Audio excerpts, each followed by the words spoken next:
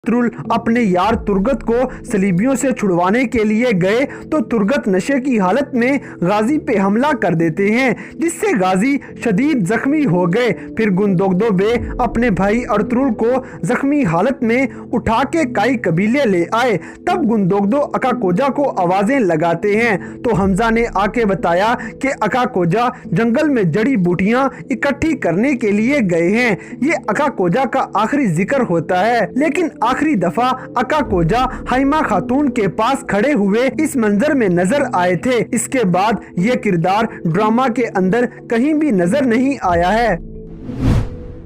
Number 6, Ilyas कबीले में बच्चों को तालीम देना और काई कबीले की मजहबी रहनुमाई करना इलियास नामी इस मुसलमान की जिम्मेदारी थी। जब अर्तुगरुल गाजी हलब की तरफ अपने कबीले की जमीन का मुतालबा करने जाते हैं तो इलियास भी अर्तुगरुल गाजी के साथ चल पड़ा। तुर्गत ने अपने यार गाजी को जब जख्मी कर दिया तो अर्तुगरुल के जख्मी हालत में काई कबीले आने के बाद सुलेमान शाह एक जिरगा बुला लेते हैं, जिसमें इलियास भी शामिल था।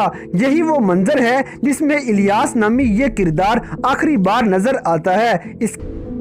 नंबर 5, तुराली। दोस्तों, तीसरे नंबर पे आता है तुराली नामी ये बच्चा। आप लोगों ने पहले सीजन में इस बच्चे को देखा होगा और ये बच्चा दिली दमीर की कहानियां सुनने वाले बच्चों में शामिल नजर आता है, जबकि दूसरे सीजन में ये बच्चा अर्तुगरुल गाजी का छोटा सिपाही भी बन जाता है और अब्दुर्रहमान गाजी को कैद से छुड़वाने में भी मदद करता है। असल तुराली आखिरी दफा हिजरत के वक्त काफिले में नजर आया और उसके बाद ये भी गायब हो जाता है। इस नंबर 4, गेकली। दोस्तों, चौथे नंबर पे आते हैं गेकली। दूसरे सीजन में जब अर्तुगरुल गाजी मंगोलों की कैद में से फरार होते हैं तो मंगोल गाजी का पीछा करना शुरू हो गए। तब एक मंगोल अर्तुगरुल को मारने ही लगा था कि वहां ऐन मौके पे गेकली आ जाता है और ये गाजी की जान बचा के उनको अपनी गार में ले जाता है, जबकि हिजरत के वक्त वो काफिले के साथ मौजूद होता है। और यही वो मंजर है जिसमें आखिरी बार नजर आने के बाद इस किरदार को भी गायब कर दिया गया। नंबर 3, चोलपन खातून। चोलपन जो के गद्दार उराल की बीवी होती है और अर्तुगरुल के भी खिलाफ थी। ये उराल के मरने के बाद कराजहिसार किले में ही रहने लग गई और वहां के सलीबी कमांडरों के साथ मिलके मुसलमानों और अर्तुगरुल के खिलाफ साजिशें करती रही। फिर गाजी ने जब गवर्नर वेसिलस को जान से मार दिया तो कमांडर आरस कराजहिसार किले का कमांडर बन जाता है।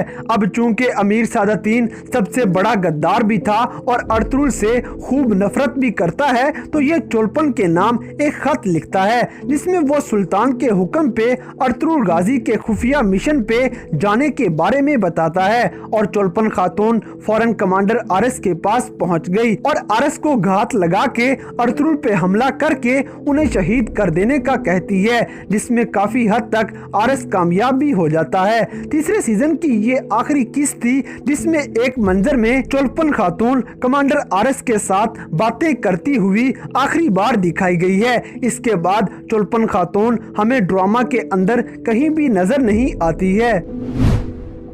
नंबर 2, बानो चीचक। दुर्गा कबीले की एक जंगजू खातून थी। दुआन और सीजन की आखिरी किस्त के अंदर बानो आखिरी बार कबीले वालों में इस मंजर के अंदर नजर आई थी, जिसके बाद बानो जैसा अहम किरदार भी मंजर से गायब कर दिया जाता है। ना तो ये चौथे सीजन में कहीं पे नजर आई और ना ही बानो और दुआन के बेटे का कहीं जिक्र किया गया।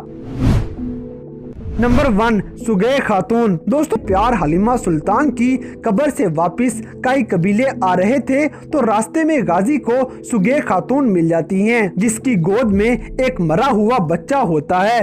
सुगै खातून बहुत गमजदा थी, इसलिए अर्तुगरुल ने सुगै का बच्चा उसके हाथ से लेके दफना दिया और सुगै का गम कम करने के लिए उसे अपने साथ कई कबीले में ले आए, जहां वो उस्मान की दाई मां बनकर उस्मान का ख्याल रखती हैं। ये एक दफा उस्मान गाजी को आलम गोया के हमले से भी बचा लेती हैं। चौथे सीजन की आखिरी किस्त में जब काई कबीला सुगोत की तरफ हिजरत कर रहा था तब अर्तुगरुल गाजी हलीमा सुल्तान की कब्र पे आ गए, जहां सुगै खातून भी नजर आती हैं और यही वो आखिरी मंजर था जिसमें सुगै खातून दिखाई गई हैं।